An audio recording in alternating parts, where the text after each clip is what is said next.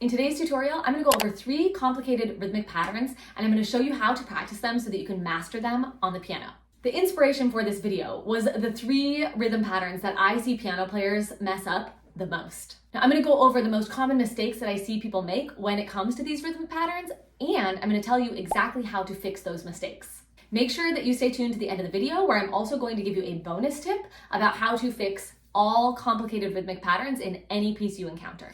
Example number 1 is a pair of 8th notes going into a triplet.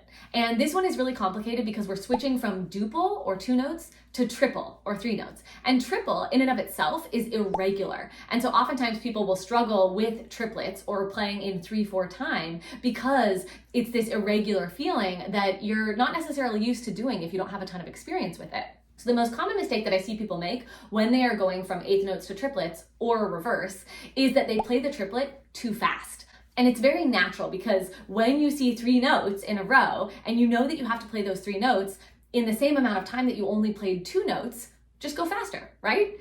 And yes, triplets are a little bit faster, but they're not a ton faster. So the best way to practice this is actually to get out of your piece completely. So I recommend closing your music, taking it off the piano, and just sitting with your metronome and feeling the beat. And what we're going to do is switch back and forth between 8th notes and triplets until it feels like it becomes internal. And you really can feel what it's like to switch between a pair of 8th notes and a set of triplets seamlessly, without rushing, without slowing down, and it just starts to feel more natural. So let's try it together. I'm gonna turn the metronome on to 60, which is a nice slow-ish tempo, and it's gonna give us a chance to really hear and feel if we're doing this rhythmic change correctly. So first, we're just gonna listen to a few beats. And let's get started by filling in some 8th notes. So let's do 4 sets of 8th notes just to get the 8th notes down. So 1 and 2 and 3 and 4 and you can do that a few times. You can rewind the video and just do 8th notes and get the feel of the 8th notes.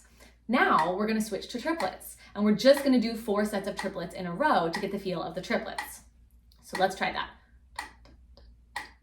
1 lolly, 2 lolly, 3 lolly, 4 lolly. Nice. Now you can do that back and forth until that feels really easy. And you'll notice that I'm counting the triplets as lollies. I explain why I do this in a ton of other videos that I do on rhythm, and I'll link to some of those in the description below. It's really important that you count triplets as lollies, and I don't want to go too deep into it because I don't want to distract from this tutorial, but if you're curious to know why, you can check out one of those other tutorials on rhythm.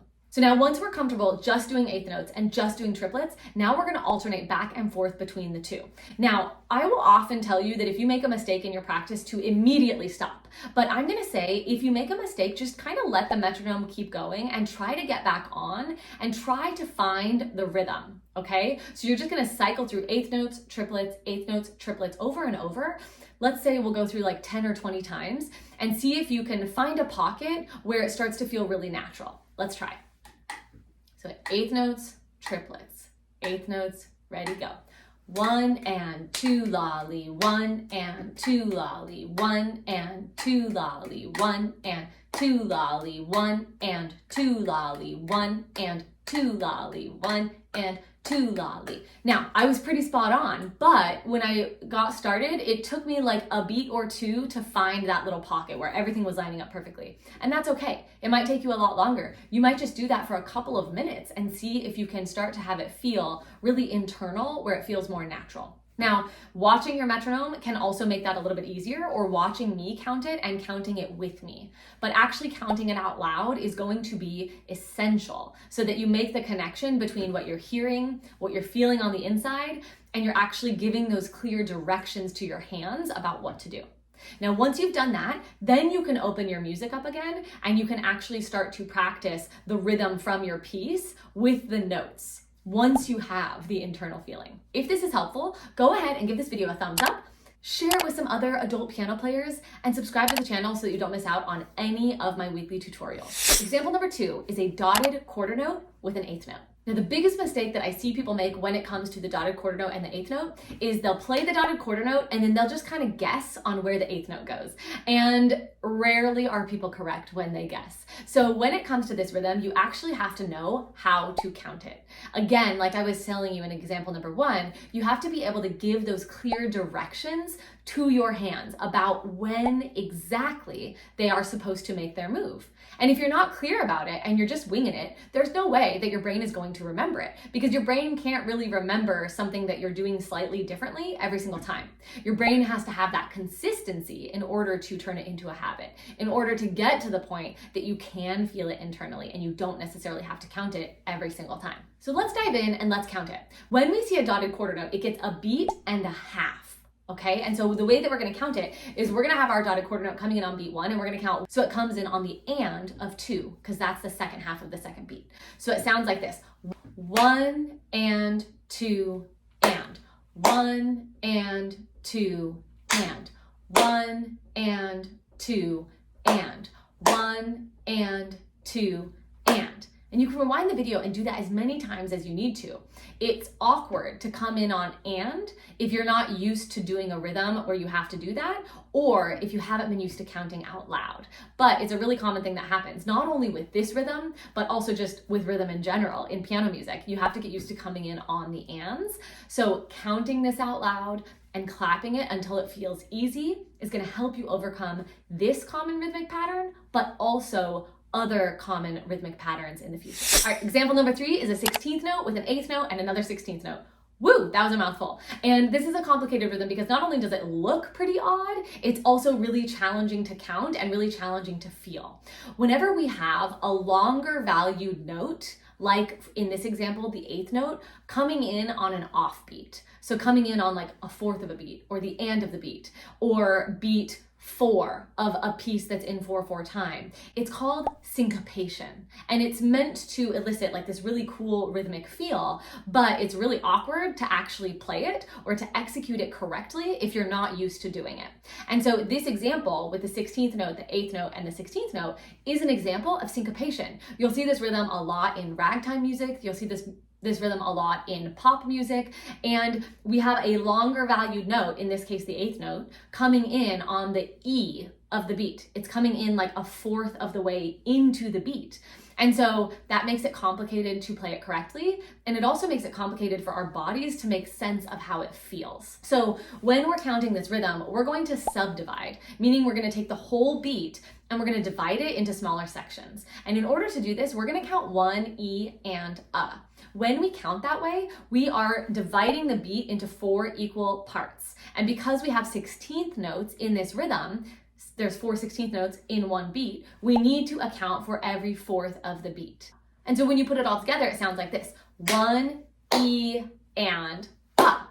And similarly to example number 2, we can loop this over and over and over again, counting it out loud until it starts to feel really natural and easy. Let's do that several times together. 1, E, and A. 1, E, and A. 1, E, and A. 1, E, and A. 1, E, and A. And it might feel a little unnatural. Rewind the video, do it 100 times in a row until it starts to feel really easy. You can come back to this video and practice these exercises with me as much as you want to until they feel very, very, very easy. I promise you, this could be the stepping stone towards you having a much stronger sense of inherent rhythm and towards you developing rhythmically as a musician. Now, I want to give you my bonus tip of how you can make any complicated rhythm pattern feel easier. But before I do that, if you are not already in my free Facebook community, get over there. We do so many cool things in that group. I share content that I don't share here on the YouTube channel, and it's really a wonderful platform for getting to connect with you one-on-one.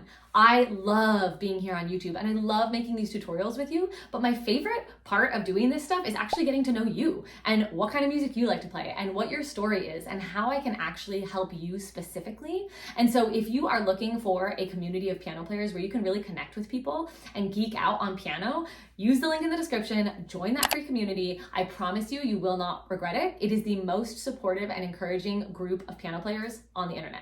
All right, let's dive into this bonus tip. So in order to make any rhythmic pattern feel way easier, you need to be practicing with rhythmic flashcards. And the best way to do this is to take like one flashcard per day and practice it until it feels easy. Now you add on, right? So the first day you'd be doing one, the next day you do that same one, and then you'd add another one. And then the next day you do those same two, and then you'd add a third one. And eventually, after a couple of weeks, you start to have this huge repertoire of rhythmic patterns that used to be confusing and used to maybe seem really complicated, but now are super, super easy for you. And this means that when you encounter those rhythmic patterns in pieces, you're gonna recognize them so much faster, and you're already gonna have a context for what they feel like and what they sound like. Now, I recently taught a class where I dove into a ton of memory aid cards, actually over 100 of them.